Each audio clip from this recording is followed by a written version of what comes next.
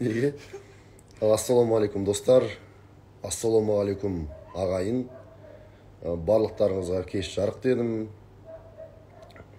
Одан кейін мынау келіп жеткен біздің Құрбан айт мейрамы құтты болсын деймін.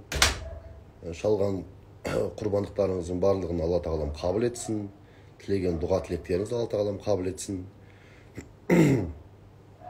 Енді бүгін сол көпшіліктің сұрауы бойынша эфирға шығып отырмыз. Енді айып етпеңіздер, бір айдай мен эфирға шыға алмадым. Өйткені түсініңіздер, енді біреу түсінеді, біреу түсінбейді. Жесткий режим работа, таңнан кешке дейін кездесу, шаруа шешу, тренинг өткізу, әртүрлі жұмыстар, коучингтер бар, консультациялар бар. Шыны керек, әсіресе соңғы осы 40 күнде бір даже демалуға, ұйықтауға да жалпы шама келмеді ғой. Шыны керек, өйткені 2-3 сағаттық ұйқы, Аллаға шүкір, жаңалықтар өте көп болып жатыр. Шешіп атқан, істеп атқан бағанағы жұмыстарымыз өте көп болып жатыр. Аллаға мыңда бір тәуба дейміз. Енді бүгін жалпы аз уақыттың ішінде қалай өміріңе оң өзгеріс беруге болады? Өте аз уақыттың ішінде қалай кикдаунға басуға болады? Енді кикдаун деген көлігі барлар жақсы білетін шығар.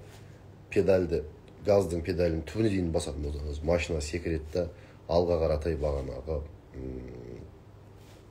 басады машина.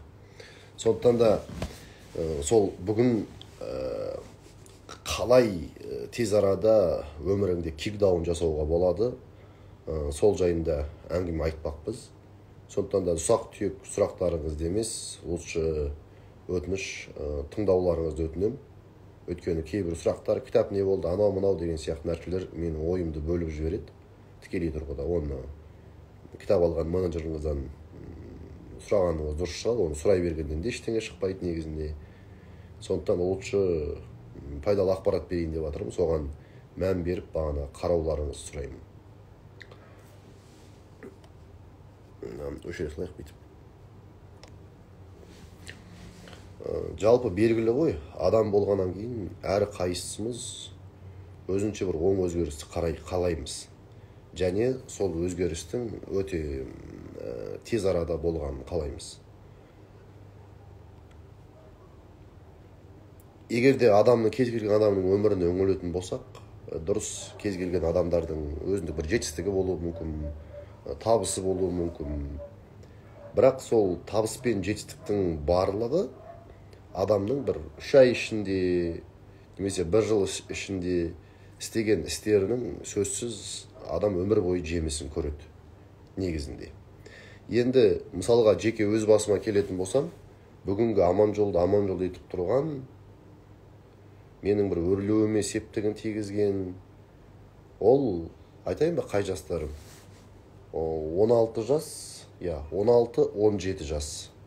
16-17 жаста жинаған дүнием 2 жылдың ішінде. Основной именно болмысым қалыптасты.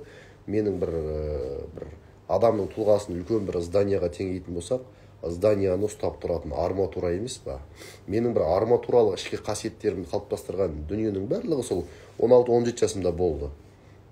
Мысалға, 16-17 жасымда мен еңбекқорлықты қалыптастырдым. Өзімді аямауды қалыптастырдым. Ізденуді қалыптастырдым, көп жұмыс істеуді қалыптастырдым. 16-17 жасымда шыны керек мен өзімнің полный белгілі бір деңгейде жалқаулығымды мүлдем алып тастадым. 16-17 жас менің өмірімдегі ең үлкен переломный болған момент. Мысалға, мен досым, ағам Сырымбек Тауда, мысалға, кез келген сұхбатын қарайтын болсаңыз, Сырымбек Тауды қалыптастырған дүние, ол тоже ең бірінші басында ол Қазақстанға келе салған уақытындағы бағанағы жапониялық автокөліктер сатқан моменттеріне қайта-қайта орала береді. Сол сияқты мен қайта-қайта орала беретін дүние, сол 16-17 жасқа мен қайта-қайта орала берем. Өйткені сол уақытта мен белгілі бір деңгейде, одан кейін ондай болмаған шығар, белгілі бір деңгейде өзімді бір армияға жеккенмін. Армияға жегіп өзімді аямағаным соншалықты подъем таңертең 4-те 5-те күнде жүгіру, күнде кітап оқу, тренингке бару, ұмтылу, талпыну, белгілі бір деңгейде жоқтан барды мен сол уақытта жасап шыққанмын. Ал соның енді қызығын міне бүгінгі таңда көріп жатырмыз. Енді әлі де көп нәрсені естисіздер. Біздің тараптан өте көп жаңалықтар жасалынып жатыр. Қазір ғана міне осы жерде отырып режиссерлар жіберді. Алла қаласа 15 сериядан тұратын мотивациялық бизнес бойынша телесериалымыз жарық көрейін деп жатыр. Осы октябрьде, қазір августте түсірілім бітеді. Бұйыртса ол фильм октябрьде жарық көреді. Қаншама адамның бағанағы ойын өзгертетін. Одан бөлек бағанағы бизнес-центріміз бар, Аят резорттың құрылысы бар, Бинтес проектісі ашылып жатқан, тағы бір жаңа жобалар, жалпы саны 10 жоба ғой, разный жолдарда, разный деңгейлерде істелініп жатқан. Әрине оның барлығы Алла бұйыртса осы 1-2 жылда нағыз атомный бомбаны жарат деген дүниедеміз. Ал енді соның бәріне себепші болған сол 16-17 жастағы дүниелер негізінде.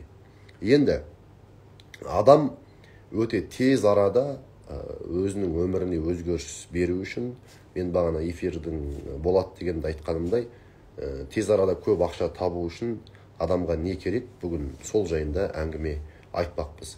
Егер де өзіңіздің өміріңізге тез арада өзгеріс бергіңіз келетін болса, және тез арада керемет табыстарға шыққыңыз келетін болса, тез арада бизнесіңізді бағанағындай көтеріп, сөзсіз бір көздеген, ойлаған мақсаттарға жету ойыңызда болатын болса, осы эфирді дұрыстап көріңіздер.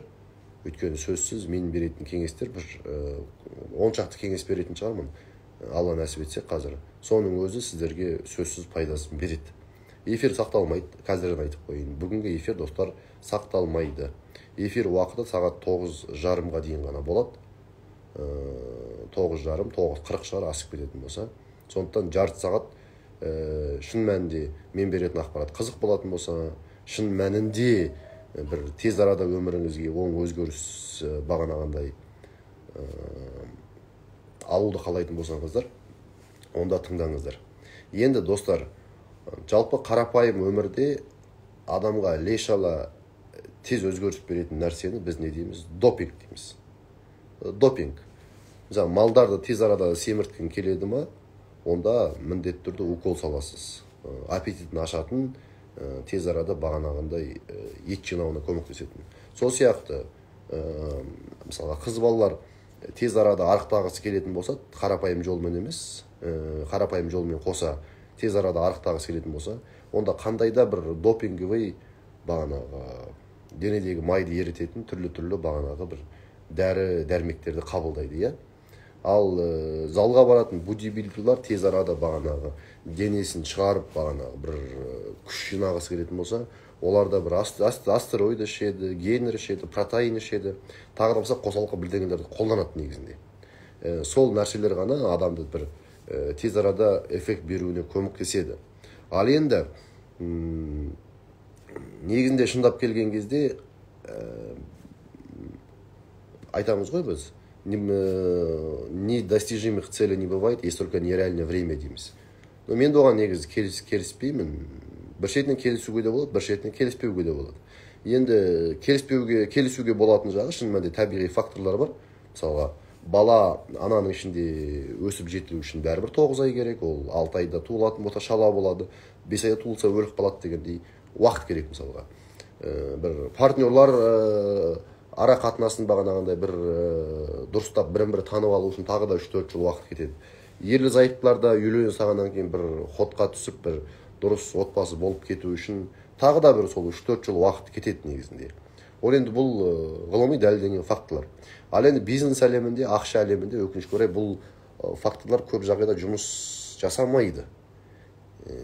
Егер де оның бір формуласын, бір тактикасын ұстанатын болса, бір кез келген бір істі істелінуін немесе мақсатқа жетуін тездетуге болады. Мысалға, түрлі дәрі-дәрмектер бар. Мысалға, помидор пісу үшін бірнеше уақыт керек болатын болса, дәрі-дәрмек салады да помидор тез пісіріп жатыр. Сол сияқты, мысалға, мынау құс шаруашылығында ана балапандарды тез арада бір айдың ішінде семірте салады. тағы да маған дәрі-дәрмектің қоспаларын береді. Ал енді адамға сондай өте тез арада үлкен жетістікке жетуіне бір көмектесетін дәрі-дәрмек бар ма? Жалпы біз соған мән берейікші. Енді оны егер де өздеріңіз көрген болатын болсаңыздар, бір фильм бар, «Области тьмы» дейді. Сол фильмде бір дәрі-дәрмекті іше салады да, адам умный болып кетеді, бір бүкіл памяттерінің барлығы активирован болып кетеді, тез арада өзгеріс береді да. Енді адамға ондай өзгерісті беретін нәрсе не? Адамда не болу керек? Енді біріншіден бастайық. Жалпы кез келген нәрсенің бастамасы неден басталады? Желаниедан басталады. Желание. Жақсы сөз бар, было желание, средство найдется дейді.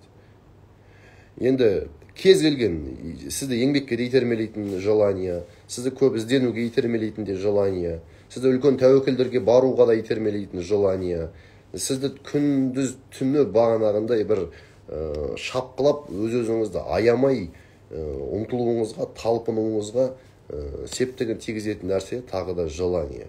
Сондықтан да көп адам тез арада байығысы келеді, тез арада бизнес ашып кеткісі келеді, немесе бар бизнесін дамытқысы келеді. Бірақ олардың желанияларының деңгейі 100%-дан жоғары емес. 10%-лық желание бар, 5%-лық желание бар, 6%-лық желание, мүмкін 30%-лық желание. Енді өзіңіздің желанияңызды тексергіңіз келетін болса, жалпы жай ғана өзіңіздің істеп жүрген жұмысыңызға қараңыз. Сіз армандаған нәрсеңізді бірінші сұраққа жауап беріңіз.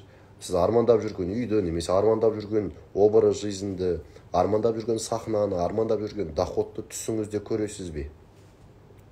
Шын мәнінде түсіңізде көретін болсаңыз, онда сіздің шын мәнінде желанияңыз наимощнейший деп айтуға болады. Бұл бірінші. Екінші, сіз сол қалаған, яғни өзіңіз қатты желать еткен нәрсеңізге жету үшін таңертең 6-ға дейін тұрып жатырсыз ба? Және түнгі 1-ге дейін жұмыс істеп жатырсыз ба? Осыған мән беріңіз.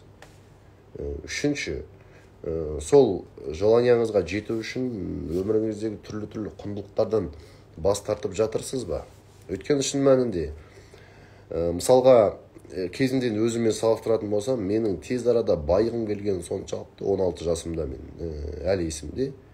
Мен күнде таңертең 4:30-да тұратынмын, жүгіретінмін. Күнде кешке жақын сағат 1:30-2-де ұйықтайтынмын. Сонда получается мен 2 сағат қана ұйықтадым. Әсіресе 16 жасымда, 17 жасымда тоже. 2 жыл бойы мен өзіме айтамын. До того я успокоился только тогда, когда үй алдым, 17 жасымда көлік алдым, бизнес аштым, ауылға көмектестім, мама бағанағындай, маманы жерледім, қарындасымды оқуға түсірдім. Сол кезде только я успокоился. Оған дейін до того өз-өзімді аямаған соншалықты шын мәнінде операцияға да түстім, нервный срыв та болды, депрессияға да кірдім. Но мен до того өз-өзімді аяған жоқпын. Өйткені шын мәнінде менің желанием бешеный болды. Сол кезде армандап жүрген көлікті, армандаған үйді мен кәдімгі түсімде көретінмін. Представляете, күнде түсімде тек қана соны ойлайтынмын. Ол үшін мен достарымнан отказ бердім, туысқандарымнан отказ бердім. Мен уақытым бәрі тек қана бизнесқа, тек қана оқуға арналды да. Бір адам сияқты достарыммен қыдырған да емеспін. Финокияға барады, олар медеуге барады, олар клубқа барады. Мен оның бүкіл барлығына полностью крестик қойдым да, кәдімгі бүйтіп құлағымды жауып алып, бір тас керең сияқты көзім көрмейтін адам сияқты тек қана мақсатыма деген желанием кәдімгідей бешеный болды. Түсінікті ғой. Сондықтан да сізге ең бірінші тұрғыда қазір өміріңізге күрт және күрделі өзгеріс бергіңіз келетін болса, сіз өзіңіздің ниетіңіздің дәрежесін, ниетіңіздің деңгейін страшно өте жоғары деңгейде көтеру керексіз. Сіздің ниетіңізді, желанияңызды мен постта жазғам, жанып жатқан отқа теңейтін болсақ, жай спичканың оты бар, жалыны бар, газдың оты бар, жалыны бар, ошақта қазанның астындағы отын бар, лапылдап жанып жатқан, бірақ автогеннің оты бар. Автоген деген білесіз ғой? Автоген деген біз темір кесетін аппаратты айтамыз, автоген деп. Ана газ бен кислородтың күшімен анау деген бүкіл давлениенің барлығын бір арнаға тоғыстырған соншалықты ана оттың күші кәдімгі темірді балқытып жібереді. вот сізде сол темірді балқытатындай, кез келген қиындықты шешіп өтетіндей, жоқ жерден мүмкіндік тауып алатындай, есік жоқ болатын болса бағана тесік тауып алатындай, тесік жоқ болатын болса қазып жол тауып алатындай өте мощнейший жугущий желание болу керек. Желание емес, жугущий желание, кәдімгі өртеп жіберетін, жандырып жіберетін кәдімгідей. Сіздің бір ішкі әлеміңізді өзгертіп жіберетін, миыңыздың әрбір нейронын қосатын кәдімгідей бір жугущий желание болу керек. Түсінікті ғой? Енді бұл түсінікті болатын болса, енді өзіңіз қараңыз да, егер де сіз мысалға сіздің арманыңыз тұр, арманыңыздағы затты қалайсыз, бірақ телефонға кіріп шұқылай алуға уақыт табылатын болсаңыз, біреулермен қуып қаңғыруға уақыт табылатын болсаңыз, онда кешіріңіз, онда сізде жугущий желание жоқ деген сөз. Енді ол желание менде қазір міне пайда болды қазір. Я цель поставил для себя. Вот до конца этого года и следующий год. Келесі жылға мысалы біз 5 миллиард теңге товарооборот қойдық, мақсат қылып кәдімгідей. И мен қазір қараңызда не туысқандармен араласпаймын. Мен даже әйелім сөйлеседі, мен даже қарындасыммен де сөйлеспеймін. Өзім одноклассникмен сөйлеспеймін. Тек қана жұмыс, үй, жұмыс, үй, жұмыс, үй. Басқа еш нәрсе қызық емес. Потому что мен көздегеніме бағана жету керекпін. Сол үшін бағана ұмтылып жатырмын, сол үшін талпынып жатырмын. Яғни конкретно жугущий желание керек. Түсінікті ғой?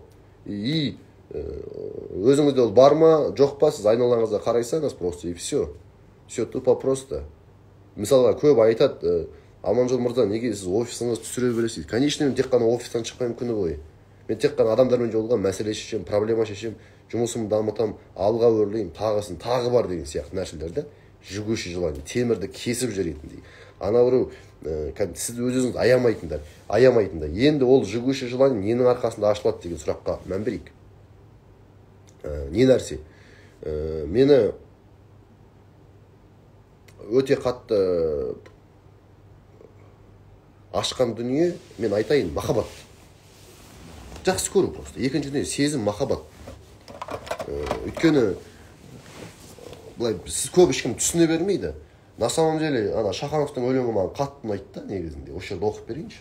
Саған байлық тілереммен ол бір жүрген ән күдік, кіргенімен езу тартып паң күліп, сенің досың болмайды ол мәңгілік. Саған ерлік тілереммен бастау алған сезімнен, ерлік сезім табылып тұр өзіңнен. Мен оданша қанша адамдар жылдар бойы аңсаған, қанша адамдар іздеуменен шаршаған, кез келгеннің уысына түспейтін, кез келгеннің бақшасында піспейтін зор махаббат тілейінші мен саған дейді. На самом деле, адамды алға қарай өрлеткізетін нәрсе, ол шын сөзсіз махаббат. Сөзсіз махаббат. Түсінесіз бе? Махаббат неге деген махаббат? Арманыңдағы затқа деген махаббат. Ессіз жақсы көру керексің арманыңды. Ессіз. Ессіз деген нәрсе түсініп отырсыз ғой? Ессіз жақсы көру. Бала-шағаңды ессіз жақсы көр. Әйеліңді ессіз жақсы көр. Отбасыңды ессіз жақсы көр. Сол кезде сіз солардың болашағын жақсарту үшін, солар ертең жақсы үйде тұру үшін, жақсы оқу үшін өз-өзіңізді аямай тірлік етесіз да. Ал енді көп ойлауы мүмкін, ой, әбеке, мен жақсы көремін, менде сезім бар, менде махаббат бар деп. Жоқ, ерге беруіңіз мүмкін. Өйткені бір ниетпен бағанағындай пайда болатын махаббат бар да. Мысалы, көп ағаларымыз бар, бауырларымыз бар, басыңа бір проблема түсіп жатса, көмек сұрап барсаң бітеді. Әбеке, мен көмектесе алмаймын, бірақ біз дұғадамыз деп қояды. Олар дұғадағы махаббат та. Яғни айналып келген кезде. Екінші сөзбен махаббат. Мысалға, ерлі зайыпты үйленбес бұрын жігіт болып жүреді, бірін-бірі жақсы көреді, бір-біріне жақсы SMS жолдайды, өйтеді. Бұл сөзбен болған махаббат. Үшіншісі ол іспен, нәтижемен болатын махаббат. Екеуі отбасы құрды бағана ерлі зайыпты делік. Сосын жүреді бағана, күйеу әйелін баға алмай. Әйелің жақсы көресің бе? Бақ. Балаңды жақсы көресің бе? Бақ. Көшеде бағанағыдай жәудіреп қалмасын. Көшеде қиналып қалмасын. Жағдайын жасап бер. Ал сезім, люблю, күпілу, анау, мынау, оның бәрі негізінде сөздің деңгейінде ғана қалады. Сондықтан да, мысалға міне, просто ойланыңыз. Анаңыз жақсы көресіз бе? Анаңыз іспен жақсы көріңіз. Соңғы рет не сыйладыңыз? Маматай, сен жақсы көрем, маматай қалың қалай дегеннен қарағанда, ауырып жүрген анаңды толыққанды емдетсең, міне сол махаббаттың көрінісі. Әкешім, мен сені жақсы көрем демей-ақ қой. Әкеңе көлік сыйла, вот сол махаббаттың көрінісі. Бағана ғана қуанып қалдым осы жерге. Журналист қыздар келді, солардың ішіндегі әңгіме. 19 жастағы қыз, жасы 19-дағы қыз өзінің әкесіне туған күніне осы міне сағат 8-де дейді көлік сыйлап жатыр екен. Аты кім деді? Аружан ба аты сонда? Иә. Өзіңіз ойлаңыз. Өткенде ғана мен жайлы фильм түсірді, сол бағана фильмға да арқау болған қыздың бірі да. Өзіңіз ойлаңыз да, сол жерде жұмыс істеген. Міне, әкесін жақсы көреді, махаббатын сыйлап жатқан көлігімен дәлелдеп жатыр. Біреу шешесін жақсы көреді, шешесі Мекке Мәдинеге апарып, бағанағындай көктемде бір емдетіп, қыста бір емдетіп, жақсы үй салып беріп, шешесінің жағдайын жасап отыр. Біреулер баласын жақсы көреді. Иә, олар мүмкін даже кейбір балалар бар әкесін көрмейтін. Мысалға менің балаларым мені қатты көреді деп айта алмаймын мен. Тренинг кездерінде мен даже отельде жүретін адаммын да. Ол күнде көре бергеннен ештеңе шықпайды. Потому что мен балаларым жақсы көремін. Оны балаларым жақсы көретін көрінісі, олардың болашағы үшін мен жасап жатқан дүние. Еңбекқорлыққа тәрбиелеп жатырмын. Ертең жақсы универге оқыса екен, Гарвардқа түссе екен, Оксфордқа түссе екен. Просто мен оларға ертегі айтып бергім келмейді. Бірақ олардың өмірін ертегідей қылып жасағым келеді да. Сондықтан да бұны бір, яғни бірінші жігуші желание қой, мықты ниетті ашатын, мықты махаббат достар. Сондықтан да өмірді жақсы көріңіздер. Жақсы көру деген мағына нені білдіреді? Жақсы көру деген мағына. Жақсы көру деген мағына жақсыны көру деген мағынаны білдіреді. Жақсы қасиетті көру, жақсы дүниені көру, жақсы нәрселерді көру. Түсінесіз бе?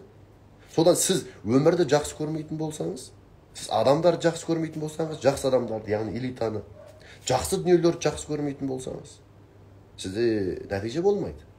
Біреулер бүйтеді, ой, дүниеге деген махаббат болмау керек дейді. Ақыретке деген, Аллаға деген махаббат болу керек. Достар, дұрыс, Аллаға деген махаббат болу керек, мен ештеңе демеймін. Бірақ сізде дүниеге деген махаббат болмайтын болса, жақсы көлікке, жақсы киімге, жақсы сағатқа, жақсы үйге, ол қаяқтан болсын сізде? Адам нені жақсы көреді, соны алуға талпынады. А сіз жақсы дүниелерді жақсы көрмейтін болсаңыз, тағы да бұл жерде қателесіп кетпеңіздер. Ойбай, мен тек қана дүниені жақсы көр, туысқандарыңның бәрін ұмыт, ойбай бағанағындай шауып кет деп жатқан жоқпын. Просто мен өзіме 16-17 жастағы да әңгімемді айтып берейін. Мен маған қатты көмектескен. Мен ұстазым Марк Атласов емес, так. Сол кезде маған ұстаз болып, маған жол сілтеген Дастан Сағатов деген жігіт болған. Семейдің жігіті. Ол кезде мен 16-тамын. Сол кезде мен қайта-қайта ауылға жіберемін, қайта-қайта соларды уайымдаймын, араласам, күнде сөйлесем, олар негатив айтады, мен настроением түсіп кетеді. Күнде әжеммен сөйлесем, әжем негативін тыңдайды, настроением түсіп кетеді. Көкеммен сөйлесем, тағы негатив, настроением түсіп кетеді. Сосын маған Дастан мына сұрақты қойды. Аманжол деді. Сен шынымен оларға көмектескің келеді ма деді. Мен иә дедім. Онда деді, бай бол деді. Ол туысқандарың жақсы көресің бе? Әжеңді жақсы көресің бе? Шешеңді жақсы көресің бе? Қарындасыңды жақсы көресің бе? Бай бол деді. И тұрдым да, мен я делал выводы тогда. Сен айт, лучше. Сен қазір олардың уровенінде тұрып, сен оларға көмектесе алмайсың деді. Сен кішкене бір жылдай ма, 2 жылдай ма, олардың бәрінен аз араласып, отказ берді. Жаның салып пақат ет жұмысыңды жаса, көтеріліп алғаннан кейін ғана сен оларға көмектесе аласың деді. Яғни белгілі бір деңгейде стратегия, енді сен бар болса бере аласың ғой, жоқ болса неңді бере аласың айналайын. Әңгіменің ашығына келген кезде. Сондықтан да белгілі бір деңгейде сол махаббаттың сіз жүгуші бірінші өміріңізге күрт өзгеріс беретін, бағана $100,000 емес, $1,000,000 табуыңызға септігін тигізетін нәрсе. Бірінші жүгуші желанияны ашатын нәрсе ол махаббат. Махаббат. Түсінікті ғой? Махаббат болды. Басқа түк емес. Ал махаббат сөзбен айтуға болады. Бағанағындай басқа істеуге де болады. Түрлі жағдайлар бар да. Мысалға, көп нелер бар. Балалар бар, бағана әкелердің қасында күнде көреді, бірақ әкесіне бағып атқан жоқ, жағдайын істеп атқан жоқ.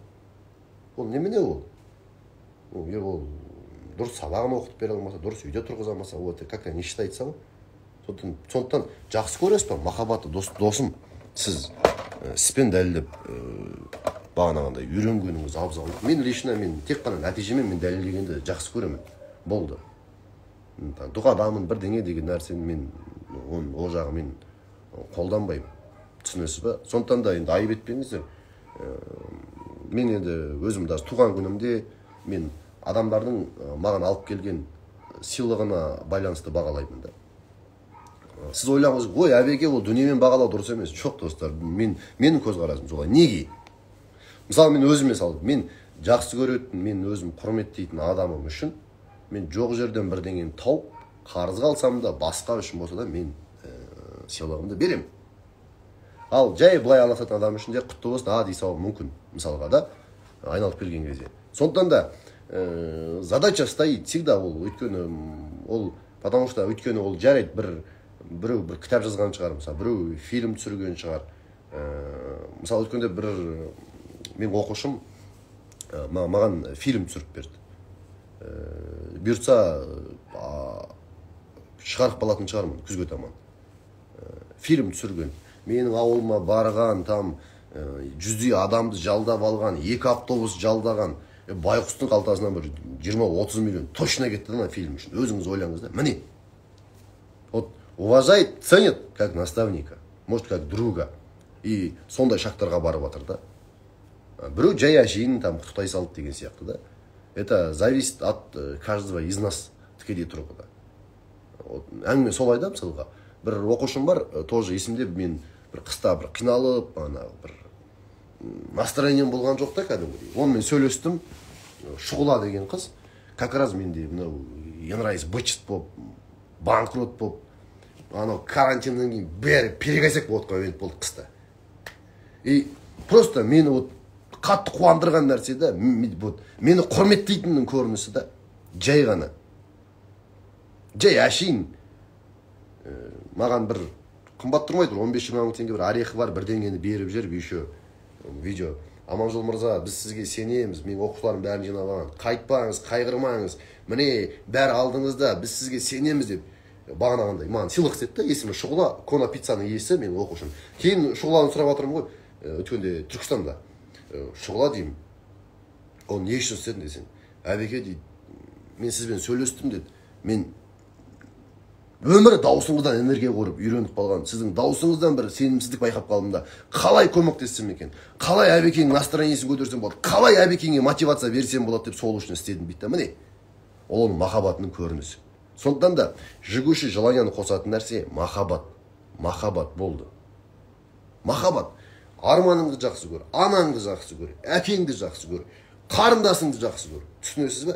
Ой, қарындасым, жаным қалайсың дегенімнен қарағанда, лучше бір көлігін алып берсем, сол әдемі болатын шығар.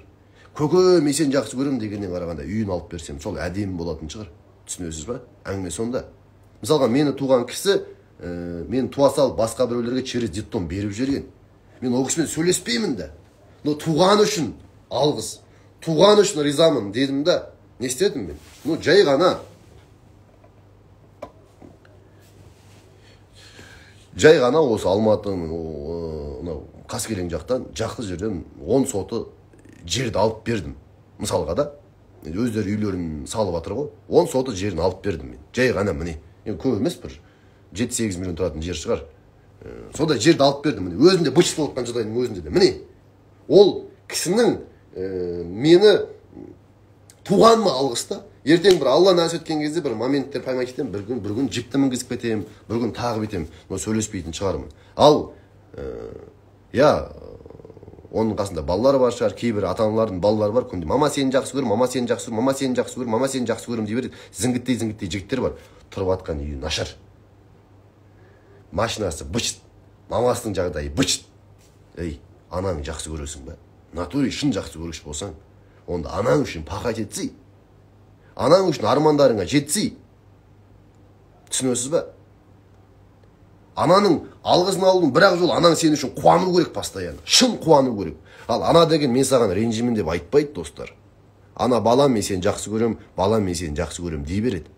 Ал анаңды қуантудың жақсы жол, керемет, қымбат, мықты, жоғары сыйлықтар бер. Елдің аналары демалмайтын жақсы жерге апар, Мекке Мәдинеге апар, астына көлігін мінгізіп қой, Дубайына апар, Турциясына апар, самолетына мінгіз, Буржи халифасына апар. Армандарың бәрін орында анаңның. Өйткені сен туған кезде, сен өссін деп, сен үшін ол анаң, әкең көп нәрсені отказ берді емес па? Неге сен анаңды қуантпайсың? Эгоист болғаннан қарағанда. Әрине қуанту үшін, сыйлық беру үшін, айналып келген кезде ақша керек. Түсінесіз бе? Әңгіме сонда, бірінші жігуші желание, ол ашатын нәрсе не? Махаббат міне. Мен мысалға мен кезінде енді 3 жасымда әкем тастап кеткен ғой. Мен кәдімгідей қайғыратынмын. Мен кәдімгідей жылаған кездерім болған. Потому что неге? Қаншама Бурабайға жолдаманы ұтып алам 3 сыныбымда. Бір айтыстарға барғым келеді. Ілияс оқулары, Абай оқуларына барғым келеді. Таеквондодан жарыстарым бар. Мен сорлы бишаран да тобы таеквондодан киетін кимонам болған жоқ қой. Әжем үйдегі пастельден тігіп берген тон киіп, мен соны киетінмін. Кәдімгідей да, сол кезде армандайтынмын. Шіркін, әкем болса ғой, шіркін, әкем көмектессе ғой деп армандайтынмын. Шіркін, әкем менің бағанағындай өзім ұтып тұрған жарысым ғой, просто жолға ақы жоқ бейшара. Құрып қалғыр, жолға ақы жоқ кәдім, түсінесіз ба? Сол кезде менің миымда қалып қалған позиция. Мен бағана мамам айтатын, мама, уайымдамаңыз. Кейін бізде 3 этаж үй болады. Сол кезде бүйтіп өмір сүресіз, сөйтіп өмір сүресіз. Потому что мен сол кезде Құдайға шүкір, Құдай маған сана берген ау деймін сол кезде. Анамды жақсы көретінімді мен іспен дәлелдейтінмін. Мен мамасы жақсы көремін деген сөз көп айтпаған шығармын. Бірақ мамам ауырып жатқан кезде апта сайын, ай сайын бір грамота алып баратынмын үйге. Ана біреу ақшам жинап, апельсин, банан, ананас алып баратын. Ол кезде мен 8 оқимын, достар. Сол кісі қуансыншы деп. Сондықтан да анан қуантқың келе ма? Іспен қуант. Нәтижемен қуант. Әйелің жақсы көресің бе? Давай жағдайын жасап бер. Әңгіме сонда. Жағдайын жасап бер. Я, может быть, ол сенің әйеліңді күнде құшақта ұйықтағаны ол показатель емес. Қаншама еркек күнде құшақта ұйықтап жатыр әйелін. Сол әйелі бақытты ма екен сұраңызшы. Жоқ, анау жоқ, мынау жоқ. Баласын оқуға түсіре алмайды, больно. Жақсы оқытқысы келеді, жақсы киінгісі келеді, аламайды, больно. Нормаль үйде тұрғысы келеді, ол жоқ, больно. И тұрады да күйеуіне өтірік қарап, жаным, мен сені жақсы көремін дейді. Это как это? Это ненормально. Сондықтан да әкенің қадірі жездейік бала үшін, осыны ұғыныңыздар. Бірақ әкенің міндеті, әкелік міндеті баласының жағдайын жасау. Ол мықты тәрбие беру, үлгі болу, мықты білім беру болды. Да мықты білім ақша. Жақсы тәрбие тағы да ақша. Жақсы тәрбие беру үшін жақсы районда тұру керек. Түсінесіз ба? Мен әлі күнге дейін қазір кәдімгідей кейбір көргенсіздігім, кейбір дұрыс тәрбие алмағандығым менің көрініс тауып қалды өмірімде. Өйткені мен енді көрмедім ғой, байқұс болдық қой, мойындау керек та просто. Түсінесіз ба? Ол екінші дүние осы. Яғни жақсы көр, анаңды жақсы көр, өмірді жақсы көр, өзіңді жақсы көр, жақсы көлік жақсы көр, жақсы үйді жақсы көр. Адамдарға жақсылық істеуді жақсы көр. Я біз саған челлендж істеп жатырмыз. 30 күнде 30 сыйлық деп. Міне 10 адамға мен сыйладым ау деймін. Әрқайсысы ақша ғой. Өйткені моншақ сыйладым, ол 140 мың теңге тұрады. Портфель 150 мың теңге тұрады. Тағы бірдеңе беріп жатырмыз мысалға. Тағы да бір адамдарға көмектесейік деп жатырмыз. Достар, шынту айтуына келгенде просто адамдар қуанса, қуанасың да. Кәдімгідей риза боласың да. Білесіз ба, адамдар қай кезде шын қуанады? Іспен жақсылық көрген кезде шын қуанады. Іспен жақсылық көргенде. Сөзбен бәрі айта алады. Сөзбен бәрі батыр. Сөзбен бәрі мықты. Түсінесіз ба? Әңгіме сонда. Мен тұрып алып сөзбен дей алмаймын. Ой, аман жол, қайырымдылық стористе өтіп жатыр ма? Иә, мен мақтанып тұрғам жоқпын. Кімге қалай көмектесем, ютубта видеолар тұр ма? Иә. Бәрі документально подтвержденный нәрсе. Яғни іспен. Сол сияқты мен қатынды да іспен жақсы көремін. Баламды да іспен жақсы көремін. Туыс туған ағайынды да мен іспен жақсы көремін. Сөзбен емес. Түсінесіз ба? Сөзбен бәрі айта алады. Жақсы комментарий бәріңіздің қолыңыздан келеді. Ой, Әбеке, молодец, красавчик дегенге. Түсінесіз ба? Вот әңгіме сонда. Ой, Әбеке, мен сені сыйлаймын, мен сені құрметтеймін дей ма? Міне. Мынау іс. Мұнайдан салынған картина. Бұл іс міне. Мына картина. Тағы да іс. Бұған қаншама ақша кетті. Мына тұрған компьютер. Бұл да іс. Бұл да сыйлық маған келген. Мына тұрған жайнамаз. Өзім емен. Бұл да іс міне. Осы жерде тұр, бүкіл барлығы іспен тұрған дүниелер. Яғни жай әшейін дүние емес.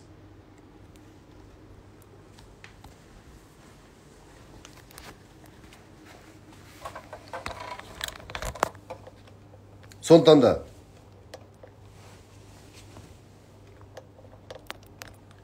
да бала шағамды жақсы көрем, тәубе.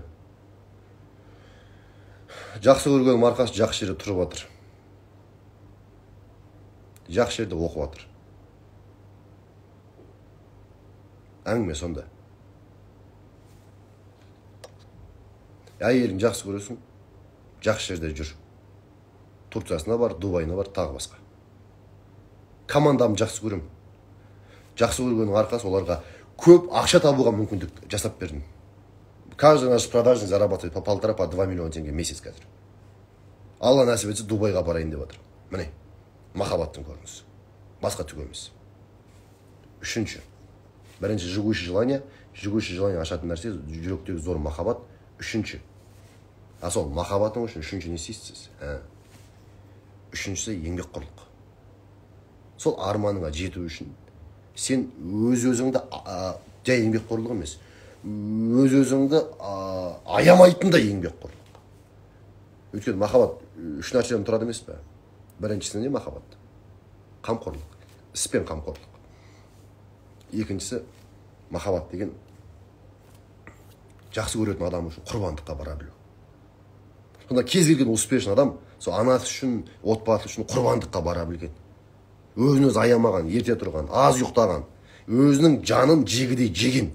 Әжем айтпақшы, ән айтсаң да жаның жеп айту керексің деп.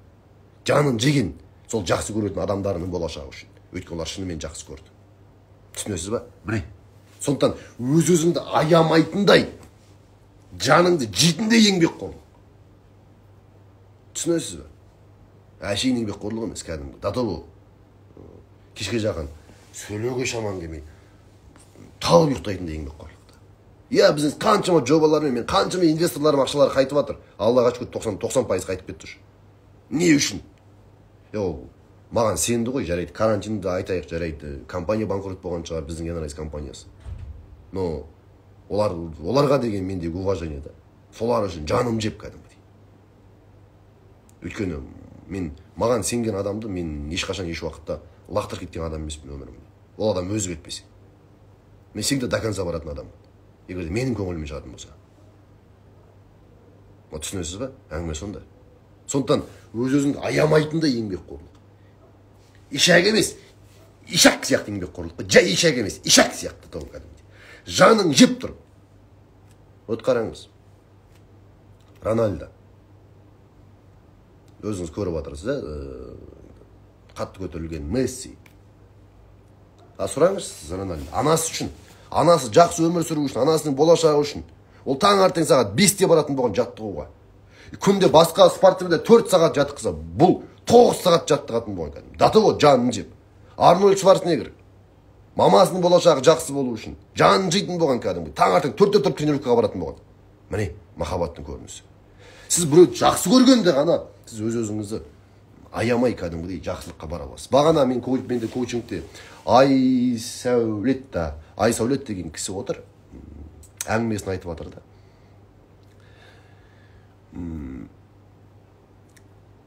Інім бар дейді, жалғыз інім дейді. Қазір аппаратта дейді, бүйрек жоқ дейді. Шешем бүйрегін бергісі келді дейді. Болмай қалды. Мен бүйрегімді бергім келді, болмай қалды. Бағанағындай. Бағанағы. Бір әкем бүйрегін бергісі келді. Бағанағы. Группа крови не соответствовал. И мен барып үйімді сатып, үйтіп, донор алу үшін, үйту үшін, 20 миллион теңгем шығарып бердім дейді. Тентіреп жүр. Міне. Махаббаттың көрінісі. Бүйрегін бере алатындай махаббатта. Бүйрек шын махаббат сол да. Ал бүйрек берудің қасында күнде таңертең 4-те тұру жұмыс істеу чостойды. Бүйрек берудің қасында түнгі сағат 3-ке дейін, 2-ке дейін жұмыс істеу чостойды, ничего не стоит. Түсінесіз ба? Ал сіз жақсы көргенде сонда жертваға бара аласыз. Сіз өмірді жақсы көргенде, сіз туысқандарыңыз жақсы көргенде, сіз анаңыз жақсы көргенде, сіз балаларыңыз жақсы көргенде, сондай бір үлкен жертваға бара аласыз да. Сөзсіз да. Әңгіме сонда да. Тікелей тұрғыда. Баяғыда бір кісі күйеу ішеді, күнде таяқ жейді, өйтеді, бүйтеді, бір әйел менде консультацияда болған. әңгімесін айтып келді да. Күнде бағанағындай, күнде ұрат дейді. Оны бағанағы бағып жүр, не ақша таппайды. Бала шағаның жағдайының бәрі бычыт. Енді күйеуін оңбағанда болып отыр да енді. Мен айтамын ғой, неге жүрсің енді, ажырасып кетпейсің ба деймін ғой. Ол кісінің берген жауабы, қайтем жақсы көремін да дейді. Мен нағыз махаббат деймін. Конкретно айналып келген кезде. Вот міне. Нағыз махаббат мен жеңгемнің көкеме деген махаббат. Мен мамам ауырып жатқан кезде 3 жыл. Мен ол кезде сабақта болдым. Мамам ауырып жатқан уақытта мамамды қарап, сол кісінің күнде аст-үстін жуып, потому что памперспен жатты, орнынан тұра алмай. Тазалап ауылда отырды, әйтпесе оның орнында басқа әйел болса, дабына ажыратып кететін еді. Кейін ол мамам өлгеннен кейін еще әжем ауырды. Орнынан тұра алмайды, екі аяқтан постоянно ірің ағады. Оны 3 жыл, 4 жыл қарады. Міне. Сол не үшін? Сол мен көкеме деген махаббаты үшін. Сол көкеме деген құрмет үшін. Міне настоящий махаббат деп айта аламын да мен. Сондықтан да енді менің ол кісілерге деген, туысқандарым, ағайындарыма деген махаббатым, все, я просто показываю материально. Зачем маған, жақсы көремін, үйтем деген сөз керек емес. Үй жоғына үйін, күй жоғына күйін, көлік жоғына көлігін алып беру. Міне, алып бердім еще. Түсінесіз ба? Сондықтан да сіз сондай еңбекқор болу керек, сондай еңбекқорлыққа апаратын бағана махаббат болып отыр. Жүгуші лайна ашатында, бағанағындай сізді еңбекке итермелейтінде. Ал енді төртінші, ал еңбекқор болу үшін, іздену үшін, өз-өзін басқару үшін не керек әрине? Абай айтады, ісің өнсін десең ретін тап дейді. Саған білім керек. Дұрыс білім болмаса, тез арада, тез дамытып жүретін құпия тактикалар, құпия рецепттер, айла тәсілдер, түрлі методикалар, соларды білетін болсаңыз, тез жетесіз да жетістікке. Түсінесіз ба? Есікті кім аша алады тезірек? Есікті қалай ашуды білетін адам. Яғни кім кодын біледі, сол тез ашады. А кодын білмейтін адам басын қасып тұрады. Мына жерде бізде коды бар. Астында, офистің астында. Қазір мен көрсетсем де болады, принципте сіздерге. Қарапайым ғана, мысалы, содан шығатын дүниеде оның барлығы. Так, көрініп тұрмын ғой сіздерге. Қарапайым ғана бір нәрсені көрсетем де.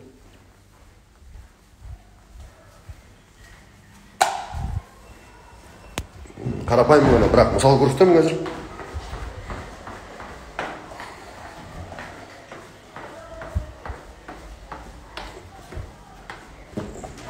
Қарапайым ғана мысал. Қарапайым ғана банальный мысал. Міне, мына код тұр мына жерде. Бізге жоғары қарай көтерілетін жерде. Мына адам бүйтіп тұрады ашамай. Көпшілік адам білімсіз болып, міне өзінің арманына жеткісі келеді. Мына яғы арманы делік. Вот, кодын ашамай тұрады. Бүйтіп тартып. Көп адам жанын жеп жүр, еңбек етіп кәдімгідей. С утра до вечера жұмыс істеп. А кодын ашамай. А бұның коды все просто. Кодын білетін адам мына тура мен сияқты ашып кіріп кете салады. Сондықтан да $1 миллион табуға болады, достар. И миллиард да табуға болады. Бастысы кодын білсеңіз болды. Айла тәсілін білсеңіз болды. Әрине кодын біліп сен кодты баспай тұратын болсаң, ол жалқаулық. Шын мәнінде. Енді ондай адамдар да толып жатыр. Сондықтан да өкінішке орай біз сізде мен де әрқайсымыз көп нәрсені білетін шығармыз, иә? Білеміз әрқайсымыз көп нәрсені. Бірақ неге білген нәрсемізді қолданбай жатырмыз?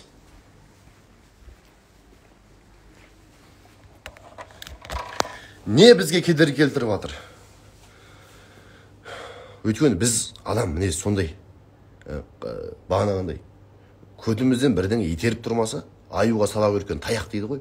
Біреу жанымызды шығарып тұрмаса, біз істемейміз. Мысалы, мектепте математиканы мен мысалға негізі матемді онша жақсы көрмеген адаммын да.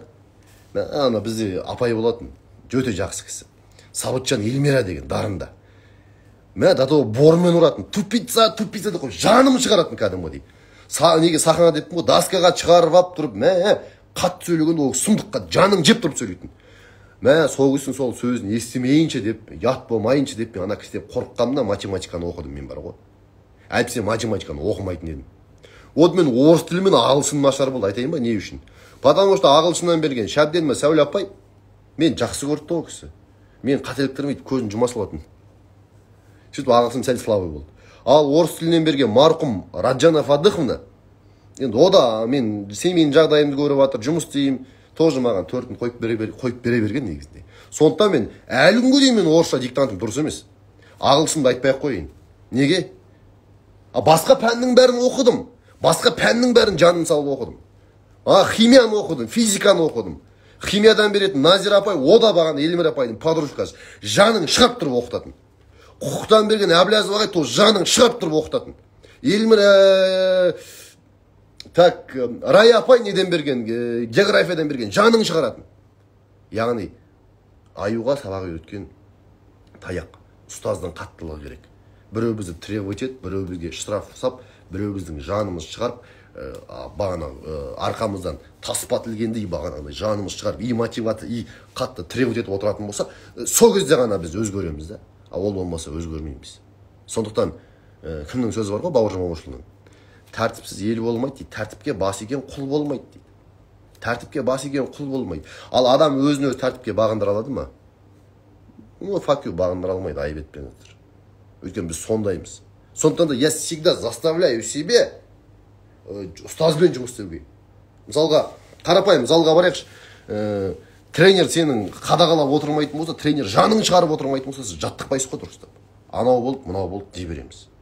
Ал енді бесіншісі, ең главный, ол мықты сізбен бірге тапсырманы орындап жүрген, сізбен бірге жүгіріп жүрген мектептегідей жақсы орта керек. Оны біз орысша единомышленники дейміз.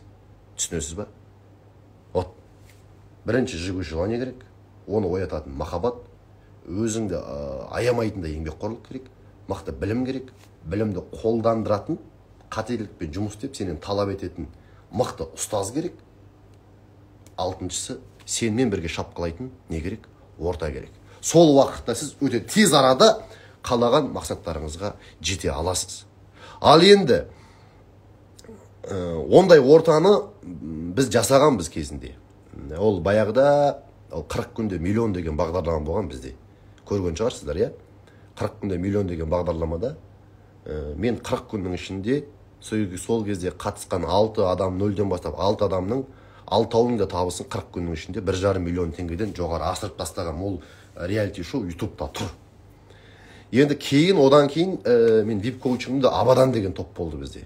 Мен талап еттім, дисциплина, күнде подъем 6-да, кәдімгі армиядағы сияқты, тапсырма орындамайтын болса штраф, жанын шығардық кәдімгідей. И зато сол Абаданнан шыққан Рахимжанов Дәурен болсын, Алтынбек Мұстафин болсын, Беркінбаев Данияр болсын, олардың әрқайсының Андамұратов Берік болсын, жағдайлары жаман емес. Біреуінің үлкен супермаркеті бар, біреуінің үлкен базары бар, әрқайсысы жанын салып, шапқылап бүгінде әрқайсысы почти миллионер, мультимиллионердің уровенінде. Енді достар, мен ойланып келем, өзім үшін дедім, анау дедім, мынау дедім. Сөйтіп біз жаңа бағдарлама аштық. Потому что менде биыл жететін целдерім өте көп. Өзіме вызып тастап, насколько возможно екенін көреміз. Өзіме, в принципе, алып шығамын деп отырмын. Өзіме вызып тастап, 100 күнде $100,000 деген біз бағдарлама аштық. 100 күнде $100,000. Ол жерде неше адамдар? Ол жерде олармен 3 рет жолығады. Яғни 2 күннен 6 күн офлайн. Қалғанның бәрі онлайн аптасында 1 рет. 100 күн бойы таңертең ерте тұрады. 100 күн бойы тапсырма орындайды. 100 күн бойы залға барады. 100 күн бойы бизнес ашып занимайтса, 100 күн бойы тапсырма орындайды. 100 күн бойы кітап оқиды. 100 күн бойы олар армияға жазылады. Армияға жазылып, ана 100 күн бойы менің айтқаным бәрін орындайтын болса, Алла нәсіп етсе, 0-дегі адам 100 күннің ішінде ол $100,000 таба алады. Енді мен всегда неге салам пирамидаға. 30% табады. 30% 100 емес $50,000 табар. Қалғандар 15-20,000 табар да. В общем, группа. Бірақ өкінішке орай группада 50 адам бар. Ол Алла нәсіп етсе бізде басталады. Ол 7 август күні басталып кетеді. Бірақ регистрация 24 күнде бітеді. 7 августтен бастап 7 август, 7 сентябрь, 7 октябрь, август кетті, сентябрь кетті, октябрьға дейін ол адам 0-ден бастап $100,000 табады, Құдай бұйыртса. Бірақ оңай болмайды. Қаққанда қан, соққанда сөлін жандарын шығарам. Мотивация бергенде де группаның жанын шығарам. Кәдімгідей. Талап еткен кезде де жанын шығарам. Потому что адамды өзгерту оңай емес. Кез келген өзгеріс происходит через боль. Тісіңді жұлу оңай емес қой. Тура сол сияқты достар. Егер де в натуре, если в натуре хотите, конкретно реальный прорыв, көресіз қой анау Жан-Клод Ван Дамның кикбоксер деген фильмінде. Ван Дам ана Танпоны жеңеді ғой, ненің арқасында? Ұстазының қаттылығының арқасында, ұстазының жанын шығарғанның арқасында. Түсінікті ғой. Сондықтан да өте бір сондай 3 айлық практикалық дүние болады. Бұл теория емес, бұл мотивация емес. Здесь и мотивация, и теория, и практика, и трансформация, бүкіл барлығы. Сондықтан да мен уже қазір кураторларымды дайындап жатырмын. Группаның ішінде өзім де болам, өзім де 3 ай бойы подиум алтыда отчет жіберем. Бәрі жібереді. Кешікті ма штраф, кітап оқымас штраф, тапсырманы орындамас штраф и мотивация штраф. Ол 3 айдың ішінде сөзсіз $100 доходқа шығады. Если, в принципе, бізде группа уже толып жатыр, қанша 27 ма, 29 ба адам болып қалды уже. Бізде аршетте қазір тұрған орын 10-15 қана орын тұрау деймін, қателеспесем. Группада 50 адам болады, онлайн и офлайн, екі форматта болады. Тіркелу 24-не дейін ғана. Ал енді осы жерде реально өзгергісі келетін, реально өз-өзіне жыны кеп, реально жақын арада өмірінде прорыв, өмірінде тың үлкен өзгеріс істегісі келетіндер бар болса, мен қазір төменге номерді жазам, сол номердің WhatsApp номеріне жазып, толық ақпаратты ала аласыздар. Түсінікті ғой. Тағы айтып қойын, жалқаулар бұл программаға жазылмай-ақ қойсын. Өзін-өзі аяйтындар бұл программаға жазылмай-ақ қойсын. Түсінікті ғой. Бұл әшейін еркеннің ермегі сияқты программа емес, бұл точно бомба жаратын программа.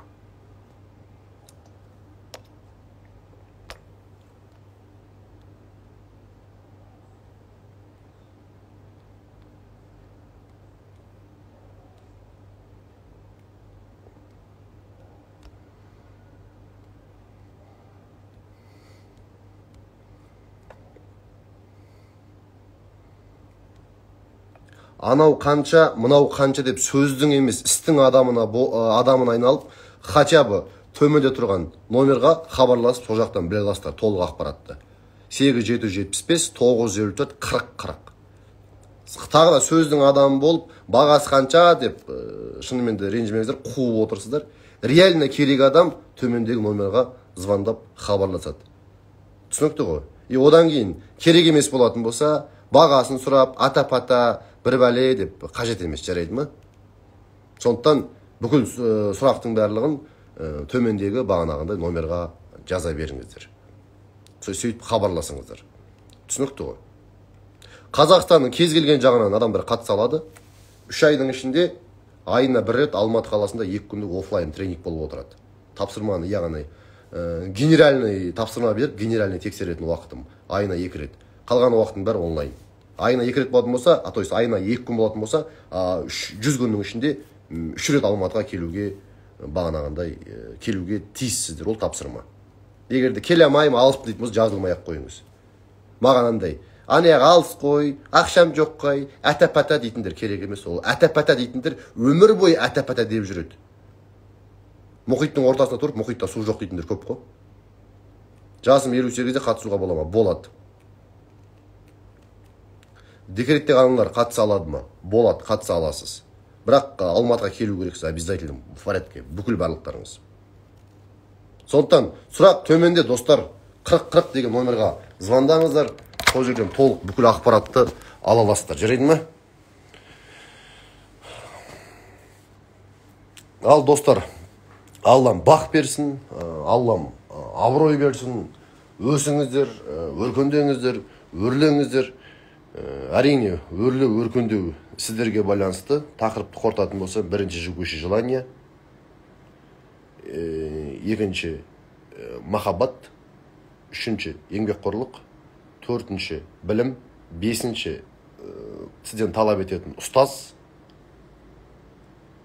ал алтыншы әрине орта. Бүкіл сұрақтың бәрін төмендегі номерға бағанағындай хабарласып жазыла аласыздар. Өкінішке орай тағы айтамын, 50 адам бар болған 50 адам, а бізде уже 21 орын сатылып кеткен. Үлгерсеңіздер үлгердіңіздер, үлгермесеңіздер безобид. Келесте болама десеңіз, келесте болмайды. Маған да жан керек, маған да өмір керек, айналайындар. Менде өз-өзім қинай бергім келмейді. И так қазір өз-өзімді қинайын деп отырмын, потому что есть цели до конца года достигать деген сықылды ғой бәрімізде. Түсінікті ғой. Ал достар, Алла бақ берсін, абырой берсін. Толық ақпаратты төмендегі номердан аласыздар. Іске сәт достар.